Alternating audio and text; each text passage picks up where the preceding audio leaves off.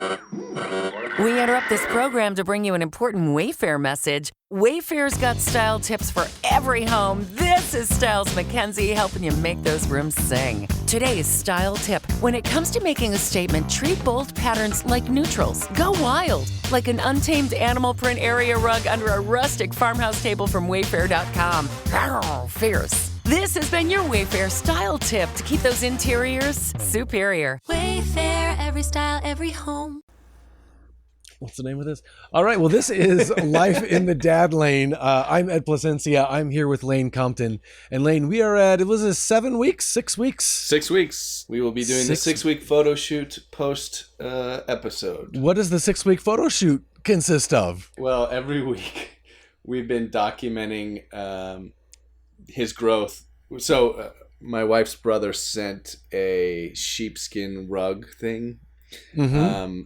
And so we put him on that just in a diaper and photograph him. Yeah. You know, kind of from above or from the side, and just to kind of show the growth and change. And then we send it out to the family just to be like, look at him now. He's 6 weeks. And, you know. What's the goal? How long will you do this? I'd love to, at 18, be putting him in a diaper and throwing him on a sheepskin rug just to... Right. No. That'd be great. I mean... It's wild how much, like, there are mornings I wake up and I feel like, whoa, who the hell are you? Like, where'd that other guy go? Like, you're fat. Like, where'd you get these rolls? Like, you know, you look like an old man. Yeah. And sometimes it is that, like, even a nap, he goes down for a nap and he comes up and it's like, you grew, like your eye, like you're seeing different, like you just feel there's not only physical changes, but sometimes it is physical. Sometimes it's just energetic, and like you're looking at me like, do I have something on my face? Like you're so much more engaged, like what's going on? So I think it's really important if we're going to do it to like really do the weekly thing now, but maybe that it'll turn into like the year, you know, like from 1 to 2 or, you know. Yeah. And not to like follow everyone else's example, but you see that a lot where, you know, parents have the kid and they're in their little outfit and they have the little like, I don't know, dice that says, you know, 2 weeks and, you know, 14 months. And it seems cheesy until you're in it. And then you're like, oh, we got to document this now. Like, because it's going to be done. It's kind of like I said last week about this sound he does after he sneezes. Yes. That now he's not doing it all the time. It's gone now. It's not fully gone. And sometimes now he'll do it because he knows I like it. Just anytime. No. But no, sometimes now he'll just be like laying there and he's like, ah. It's like, that's really? That you didn't even sneeze. I wasn't ready to hear it. Right. So yes, but he's not doing it every time anymore. I'll try not to be mad at him for it, but I miss it. You know, I bet. Yeah, it's crazy, and I also want to ask how is your wife? How's her recovery going? How's that? I appreciate asking because I think it's so easy to lose sight of. It's a roller coaster of up and down, and.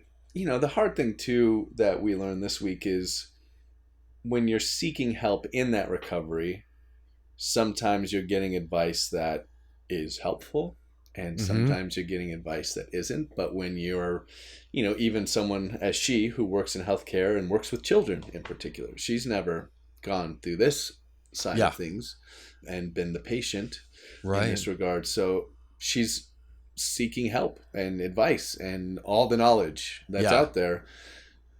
And sometimes you get really great advice and sometimes you get advice from people who have their own opinions about how things should be done. But when you hear it and then you go, wait, I shouldn't be in this stage still. I'm still here with this healing or whatnot. Yeah. It can be really demoralizing. And so we kind of had that roller coaster this week where you know, getting into the pelvic floor exercise work and helping restore and, you know, because she's described it, you know, because your uterus gets so large and it moves all the organs around and you're being stretched out, and then it shrinks very quickly, quicker than it grows, back down to its, slowly, but it's not like whoop, instant, right. but it's going back to its normal size or close to. But that leaves a lot of extra room in there for your organs to just kind of be like sloshing around. Yeah. I know, it's like we'll never know the feeling, but when you think of it, it's like, oh my God, how weird and awful. So there's a lot of things to try and get back into, quote unquote shape or whatever. Like she needs to work out, but there's things of like reorganizing how the body works. And, and so she got some advice earlier this week that made her feel like she wasn't on a good trajectory and spiraled it a little bit and made her feel. I hate that. Yeah, it's too bad. And especially when you're that vulnerable, just really needing help and wanting to be doing it right so that you're healing at a rate that you can be more physically available to your child and all of these things and your life. Right. It's not only about, the child, it's about her regaining her world and life as it was before to the best of her ability. Yeah, it would be so much easier if every pregnancy was exactly the same. So you could say this, and this, but there are so many factors that can, it's, that whole butterfly effect of so many different things can, my wife always says, don't compare your day 1 to someone else's day 100, and it's that same thing of, okay, this might have happened for you, but this is a whole different set of situations and bodies, and it's just, it can't be the same. Yeah, and amazing. So brilliant of you to be able to put that together. You would hope that someone... No, but seriously, you would hope that someone in the field wouldn't isolate it to, oh, gee, it's already 6 weeks. No, you shouldn't be doing this anymore. And it's like... Oh God, you hear it from a professional and it's like, oh geez, oh my God. Okay. What have I done wrong? Right. And, there's so much of that in this process of, I don't know what I'm doing. And I want to know what's the best and right thing to do. And of course there isn't, but you so quickly just feel like, oh, I'm failing this test of motherhood or fatherhood, and therefore I'm failing the kid and failing the family, and it can spiral quickly for sure. And you know what's crazy about the human mind is, it's only been 6 weeks, and that can happen so fast. Before 6 weeks, you can already feel like I've failed, and it's just crazy. Not only that your mind can weave that story, but then we are so quick to believe it. If it's something bad about ourselves, we're so easy to be convinced of. If it's something nice about ourselves, let's not go that far. It's totally crazy how we're wired. Yeah, it is. And we latch onto that broken record quickly and then find ways to prove that it's true.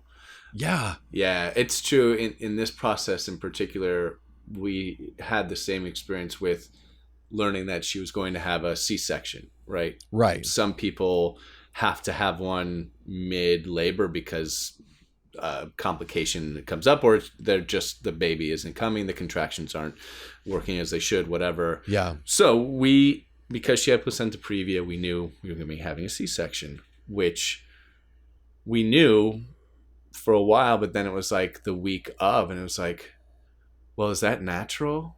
It's not. That's not natural. It's not natural. Like, does that mean it's going to be harsh on the birth of this kid? Like, are they going to be okay because they're not going to have the normal passage of like, it can be traumatic and like being squeezed, through a pee hole, when you're a 10-pound ham.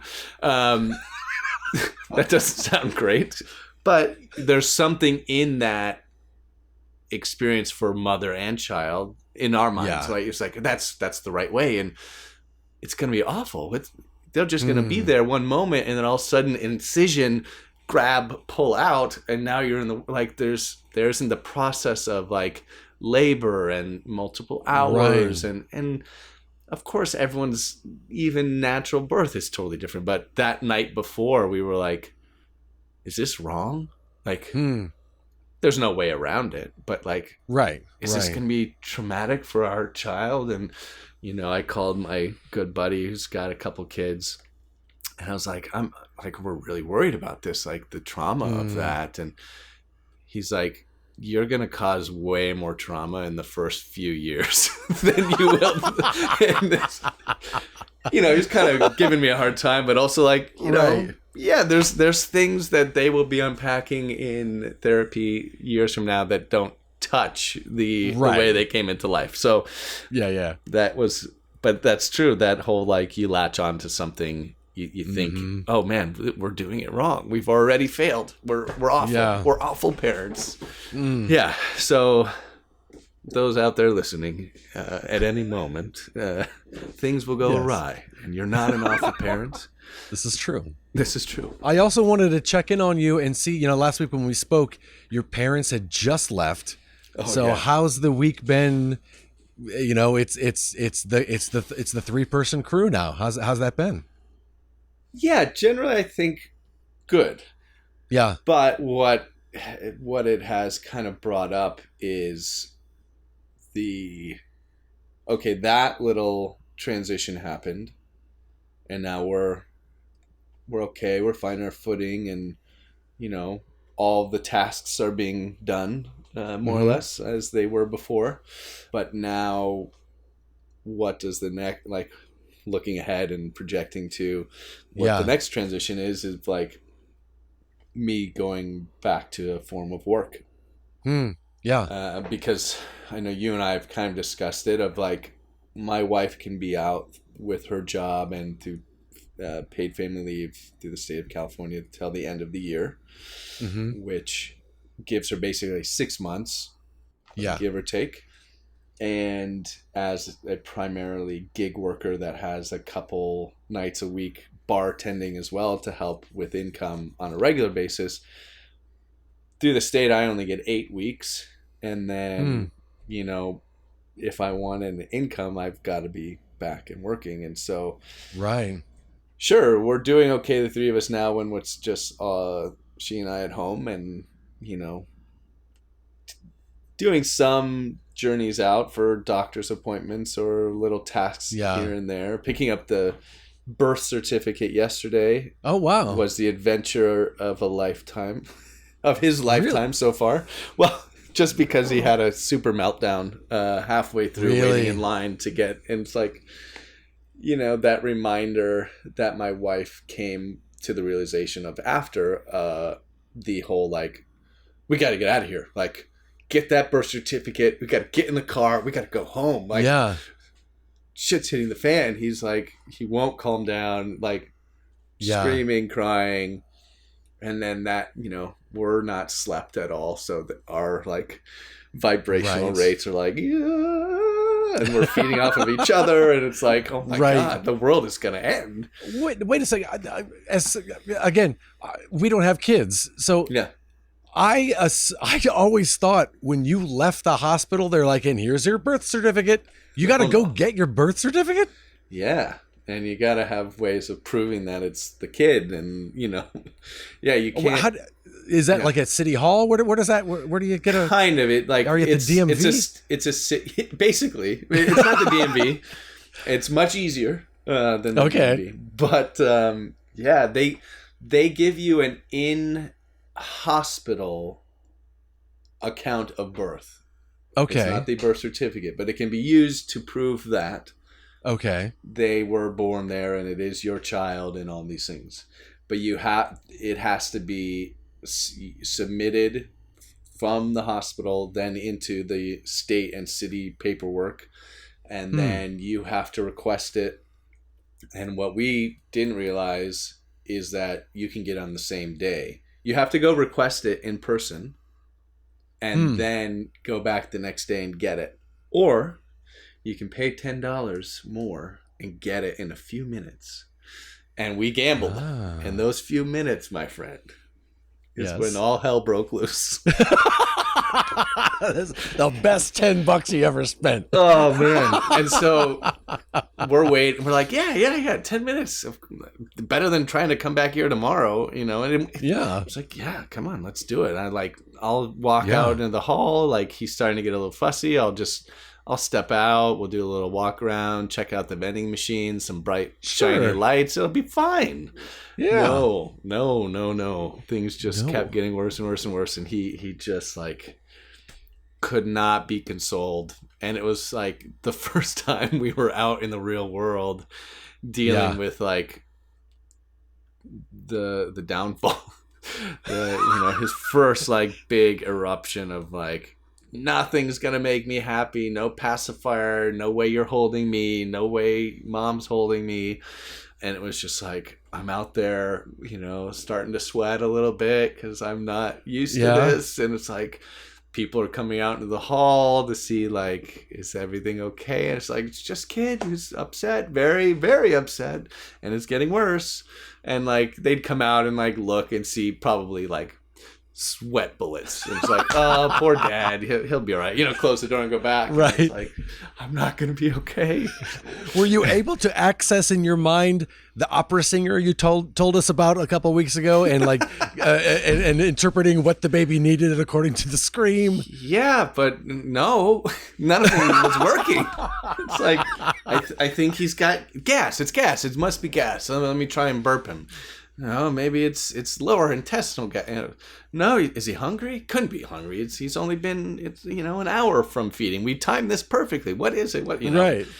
And then my wife walked down the hall and she's like, okay. I was like, all right. So thinking that we're still waiting, and she like pulls up the birth certificate and she's like, okay, we just need to read over it. I'm like, wait, you have it?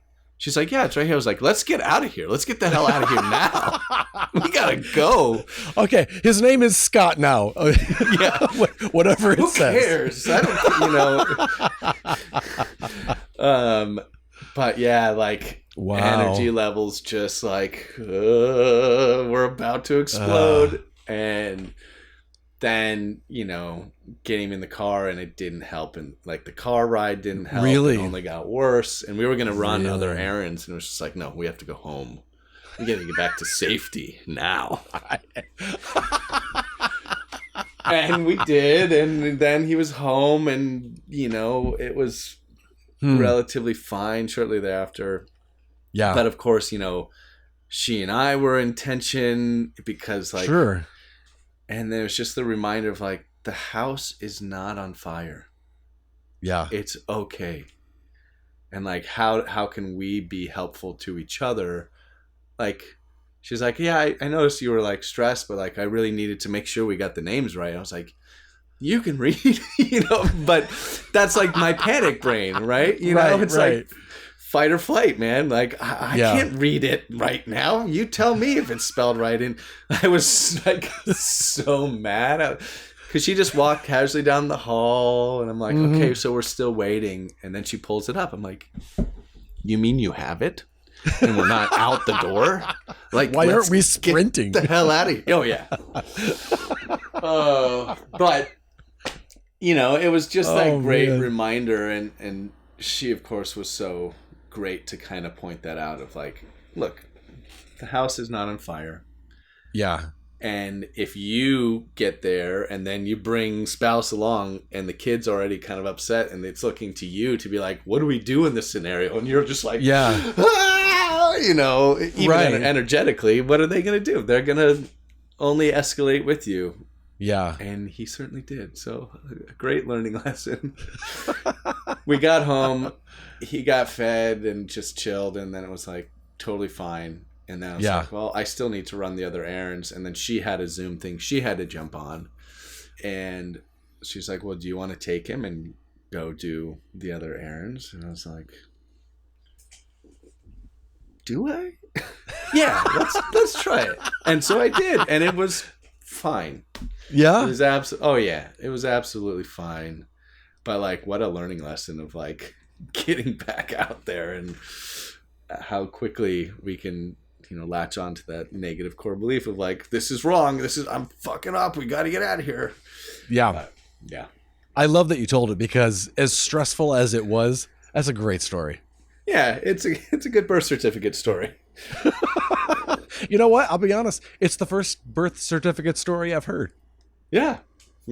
Same. First one I've been a part of, and first one I've heard too.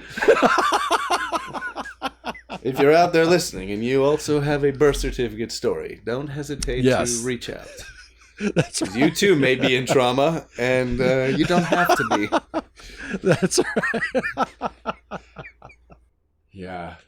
You know, and you mentioned briefly about thinking about going back into the workspace. And after we recorded last week, we talked a little bit, and I just kind of wanted to explore just a little bit, Lane, about, because I never thought about this before. And you were telling me almost you had feelings of guilt about leaving the house to go back to work. Is that still something that's kind of prevalent there, or have you worked through that? Oh no. Really? It's still very much there, and I think really I'll have to leave to go to work. Sure. And get through it to not have the feelings or to have them become diminished, because even if the few things I have left the house for that were just for myself personally, were tough, and then it felt good to do it, but they were like an hour, here or there, right? But to leave for an 8-hour shift at the bar, or God forbid I should book a film or a TV show or something and get to that would be great. There's a lot of fear of putting it all onto my wife, who is still recovering from a major surgery, let alone still learning how to even feed, and now we're starting to get into the pumping and that whole process, which is also not just easy and like, oh yeah, step 1, 2, 3, here you go, and you're done. Like, there's a lot to learn, just the different components and finding the right size for each individual person's nipple and how it fits appropriately. It's like there's a lot to learn. So then to think of like, oh, okay, well, see ya for 8-10 hours, it's hard, because I also feel obligated to the team that I work with at the bar, and they've been, by state have to allow me to have these 8 weeks. But as those 8 weeks come to an end, they have been making do, but they've also been very kind to not hire other people. And technically I'm protected by the state, so they would have to offer me my job back. Right. But, it's still, I feel torn in both ways, which is somewhat my own personality. I often think of everybody else's feelings first, but within it, my own feelings are somewhat torn as to how to get back into it, because the gig work thing is never known, as you know. It's like, you submit, you do auditions, and you hope things come through, and you hope you've got a team of people, if you're lucky enough to have a team of people that are helping you find, are still as gung-ho as they were before you had a kid, and think that you are as engaged as you were before, so they will work just as hard, and all those thoughts start coming up in my mind. But also, like, I don't want to create division. I don't want you to feel it's unfair and all these things, and yet I have to work too. Right. We are very lucky that my wife has a very steady job and makes a very good paycheck that can, in a lot of ways, help support both of the family's lifestyle. But it relies on my contribution to it, and some months is greater than others as the gig work world happens. And even with the bar world, it's not guaranteed, because it's tip driven and all that. So I'm nervous about it, and also just the feeling of like, well, that doesn't mean that I'm off the hook either. Like, it means that I come home at 3:30 from a bar night, and it probably means not to bed, but to a diaper change, and Yeah. then helping get him back down, and then in 3 hours it's going to be the same. And the other nights I would have started to wind down with him around 9, and I'm not going to bed right then. I'm there reading and helping change and put him down, but like I'm winding down. I'm not in a high energy bar gig or on set somewhere working. So how to integrate, I don't know, but I have a lot of trepidations as to how this happens. I think it's a really good sign, Lane, that you even mentioned the fact that that when you go home, it's not right to bed with you. And I think, I think it would be very easy to slip into that.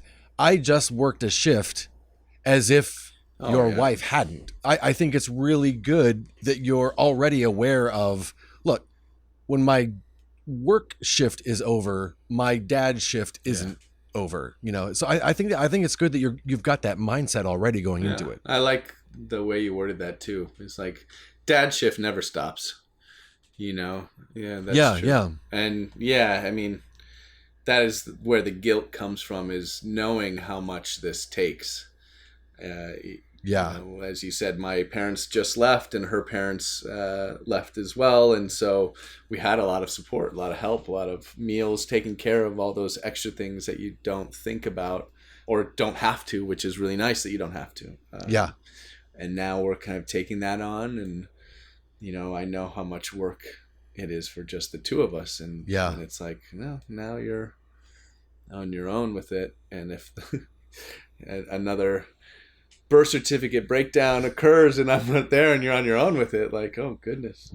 So it's tricky, and yet it's that feeling of like, it has to happen, right?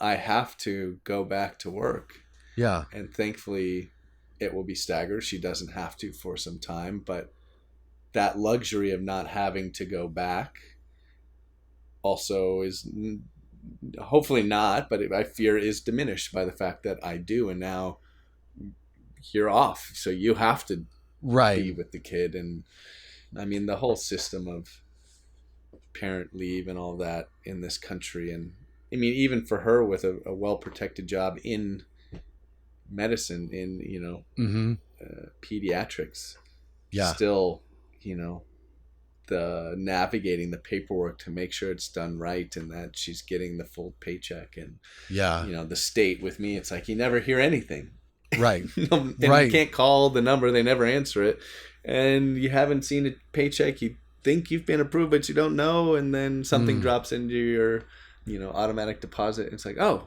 okay, I guess everything's okay. I spent 2 weeks freaking out about if it's coming through or not, and I'm still in that place where it's like, is it continuing? I guess so. No one answers the phone, and so they don't make it easy, Ed. I think it's as tough as it is, just the idea of, again, like you say, you have to go back to work because that is supporting the family, even though being physically not there might feel the opposite. But how fortunate are you that you have that to go to? Because I would assume that if you, unfortunately, if you didn't have a job and you were, you'd be home. But I feel like, man, I wonder if it would be very easy for the wife to begin to resent that, you're not out there, you're not helping, and so, on one hand, it's a good thing that you have that job to go to, just so you can support, as tough as that will be to leave. I've not met your wife, but from the stories you've told and her reactions and stuff like that, again, it's those wonderful, wonderful tricks that our mind plays on us, because I'm sure that guilt isn't coming from her. Like she seems like she's, a very understanding, cool-headed, rational thinking person that knows that's what has to happen and would not hold that against you. And so it's just another example of our wonderful brains, making us feel the best we can feel at all hours of the day. So helpful. Yes. Yeah, no, and you're absolutely right. And, and then I think there is the knowledge on my end too that there is some trepidation on her end of what it looks like, and not wanting it to go like a light switch from off to back on, and I'm just out all the time, and how do we ease into that and also maintain the job that is offered at whatever given moment. Right. Yeah. I can see it just as you're thinking about it. I can just see it in your head, and it's like you're bombarded with, it's like the devil and the angel on the shoulder. It's like, you're thinking about the one thing, and you're trying to process and rationalize the truth through that irrational thought coming through. And it's the struggle is real. I can see you just wrestling with it. Yeah, it's a conundrum for sure. And I don't have an answer for it at the moment, other than I know that I do many different things to make ends meet from time to time, and one of them is some construction work, which I started doing a lot of during the days before birth, just to make some extra money. Yeah. Because I knew I wasn't going to make a full paycheck of what I normally did for the bar through the state's paid parental leave, and so I wanted to build something up. And so this week I'm going to do a day with a guy who hires me to do construction. So yeah, maybe check in next week and let you know how that went. But yeah, trying to navigate weaving it back in, and I know the bar is okay, and my good buddy is the general manager, so he's like, just let me know when you're ready. Yeah. Within if I want to come back before the 8 weeks is up, but yeah, they're navigating it okay. And so I think the fact that it's such a wrestle is such a good, it's just a sign that you care and you want to do the best you can. And there isn't an answer and there isn't a solution. And I think it's important also to anyone who might be listening that might be in this similar stage that you're in now, and maybe they're struggling. And I think it's good to know that they're not the only one that has those thoughts and has those struggles, because, especially as men, we aren't the most forthcoming people in the world with our, we tend to, everything's fine. It's fine. It's fine.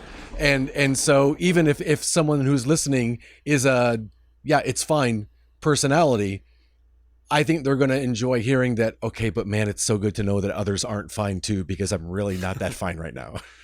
Yeah, no, it's true. And I'm glad you said that, because certainly as the stereotypical men, like, we don't often talk about those things and share the experiences. Yeah. And, even some of the guys that I'm friends with who've had kids, it's like, man, I'm really sorry I didn't reach out to you and see how you were doing during that time. They're like, well, you didn't know. And it's like, becomes this thing of like, okay, that's true. But also the other side of it is like, oh yeah, you're like in this parenthood club now. And so like, but it's like, no, it's important to share what it's like. It's hard to create that dialogue. And certainly in the stereotype of men, we aren't great at doing that. But even within the learning lessons that my wife has been through, breastfeeding, for example, right? It's like, it's, you figure out how to get the latch, and then it's okay. And she's like, it's fucking painful. It's not okay. And it's like, and so many people, it's like, she's read, or like things are said at the hospital, like, at first it will be a little bit of discomfort. I was just going to say discomfort. Yes. But no, it's like, she's like, it's fucking painful. I don't care what you say. Like, no, pain scale, no, it hurts. Yeah. It's not discomfort. And then talking to so many other friends of hers and other women, it's like, it fucking hurts. I don't know why they don't tell you. So even within that community, there's like a lack of sharing of like what it actually is like. And, I don't know why that happens, but some of it is maybe you just get through it and you forget, and you're just on to the next task of taking care of a child and whatever. And the next thing happens and you just have to tackle that lesson. And not everything is always shared, and Yeah. the literature doesn't always reveal how bad it can be, and it's good to be able to share and get it off of my chest alone, Yeah. but to, build community where it's like, yeah, this is fucking hard, man. It's, I've had that birth certificate story, but when we were going just down the street to get milk and, whatever. Yeah. Yeah. Well, and I understand not wanting to scare, especially a first-time parent, but at the same time, kind of circling back to what we were talking about earlier, it can almost feed into that, well, I'm doing something wrong because this is more than discomfort. This is more than they may be fussy. This is a birth certificate story, type of a thing. And so I think, I and that's another reason I appreciate you being so open and candid about this, is so that people can hear what is Lane going through right now? What is it like? What are they dealing with? I love that. It very much can. Everything's heightened, but it's also great to have that reminder. Like my wife said, the house is not on fire. Mm-hmm. It's not burning down. It's okay. Yeah. So have that breath, have that moment to just like ground yourself and realize in the moment that it feels high intensity, and the kid's certainly upset, but the house is not on fire. You're gonna be okay. I think you have the power to end this cycle of, instead of saying, I should have reached out, now that you know what it's like, you can be the one who reaches out. Back before my wife and I were together, I went through a divorce, and it gave me a heart for guys going through a divorce. And it, if nothing else, I found myself reaching out and saying, "Oh man, are you okay? What do you need? I know." Yeah. And so you can now be that friend to friends who are first time dads. You know what they're going through.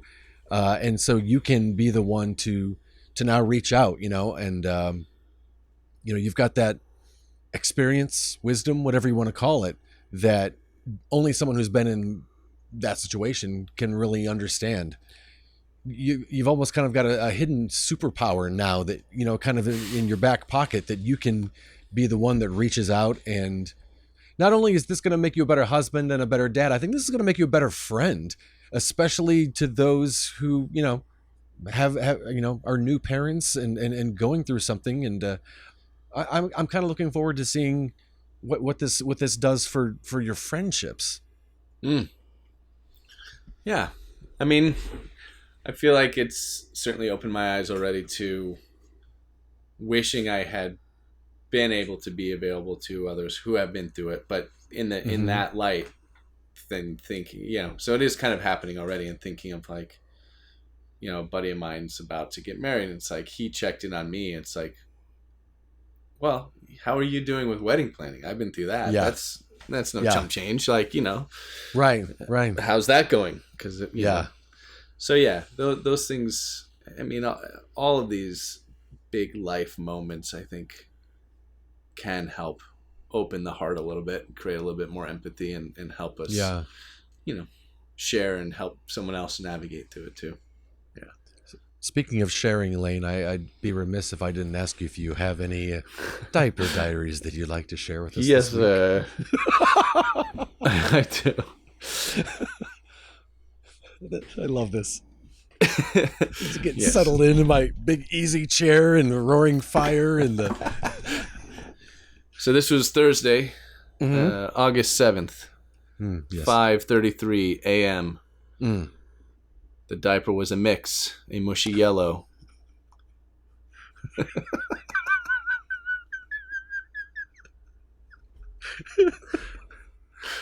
These are like prompts to the app. Like, you have to select it. It's not like me writing it.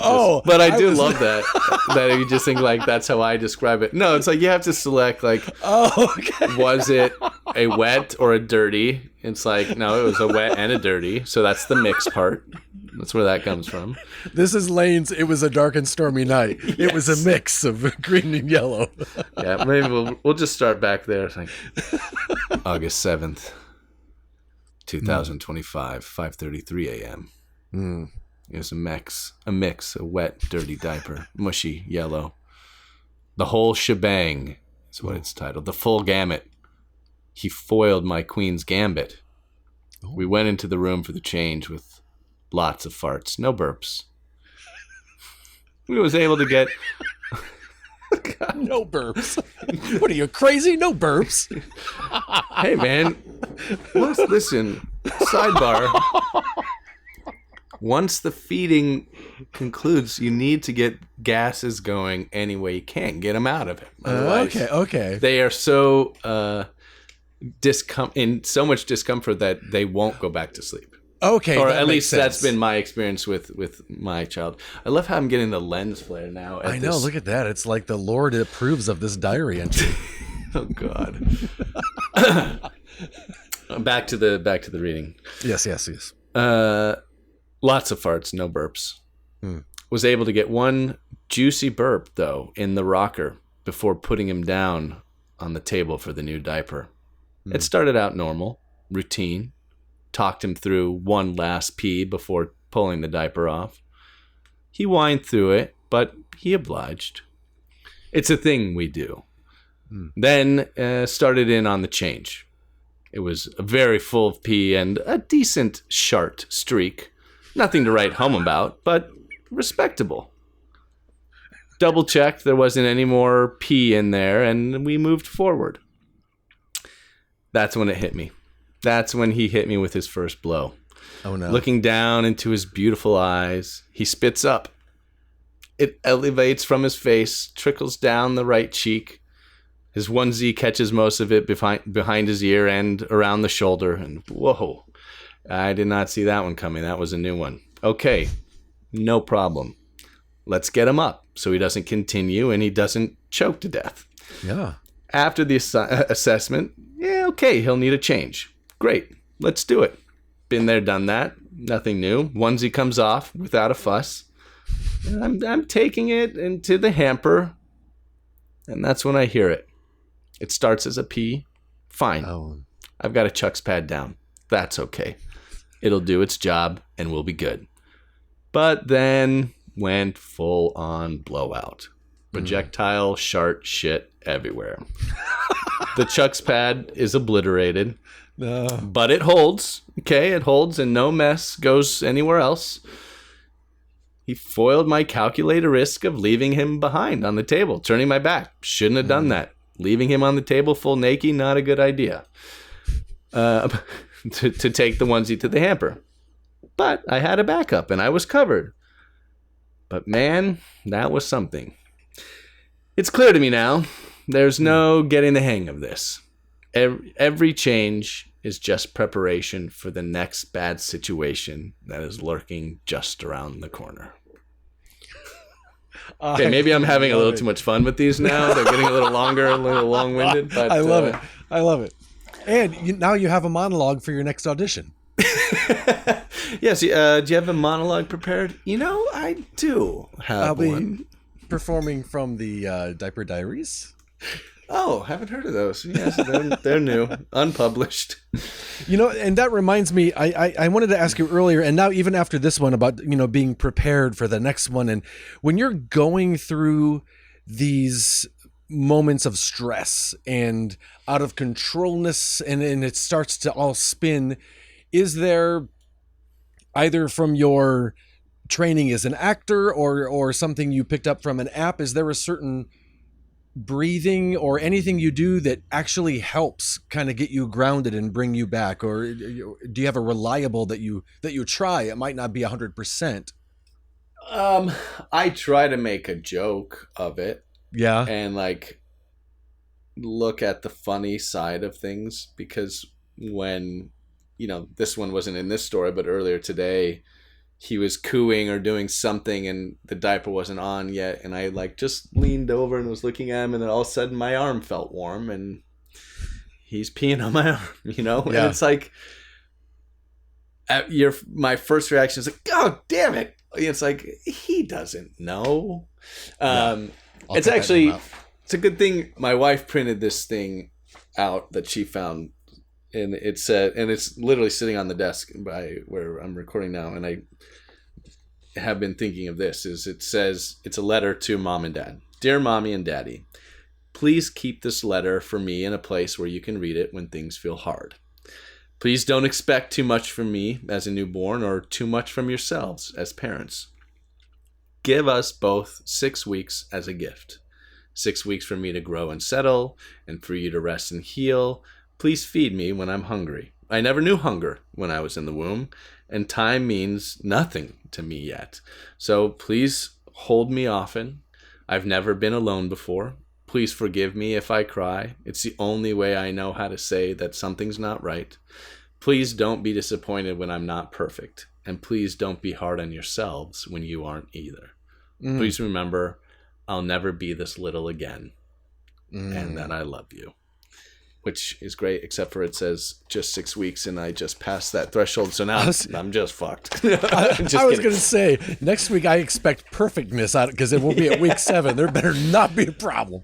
Yeah. But those little things, I can't say, though, there aren't moments where I'm so tired and I think I've got him back down and he's changed, he's all good, and we're going to put him back. And then all of a sudden he erupts in anger and starts crying, and it's just like,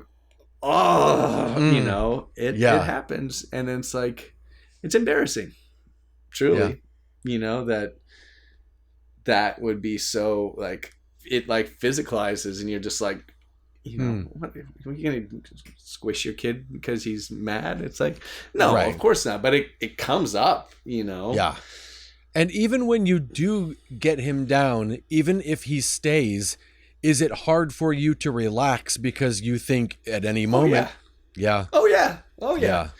And that first little, like, that we as people do when we're getting into bed. And it's like you stretch and you move. And it's like, those things happen. And it's like, oh, God, here we go. Yeah. It takes a bit, but then sometimes you're just so exhausted you don't even hear those things. And thankfully there's 2 of us, because sometimes my wife's like, hey, he's been crying for a little bit. I'm just like, what? Like, aren't I holding him right now? What? Like, there's been moments like I wake up, I'm like, where is he? I thought I'm holding him. Yeah. I'm not perfect, as that note would remind me to allow myself not to be, but it's like, there are moments where it's like, this goddamn kid. I mean, I'm human. Look. Right. And I love him, and I know I'm not shaking the baby, but it's like there's that impulse sometimes of like, why did you do that? It's like, he can't answer that, It's like, he doesn't know what he's doing. He has no control over his bowels, and but there are those tense moments where he's like, I was so close to being back to bed, you little beautiful son of mine, I love you, Right. Well, and I imagine if every parent doesn't admit they've had those moments and those thoughts, then they're lying, because that's gotta happen more, and it's gonna happen more than once, and it's just, and that's what makes you is that those are thoughts. And it stops there, and so that's amazing, and it's thank God. It's great. I've said it before. You're a good person, and good people make good parents, and so man. I think we've done some good work here this week. I think so too, Ed. And we'll see how week 7 goes. All right. Well, again, I expect it to be. I'm looking forward to smooth sailing and only rainbows, because this is 6 weeks, so it must get easier from here. Yeah. Oh, here we go. Smooth sailing, pal. Smooth sailing.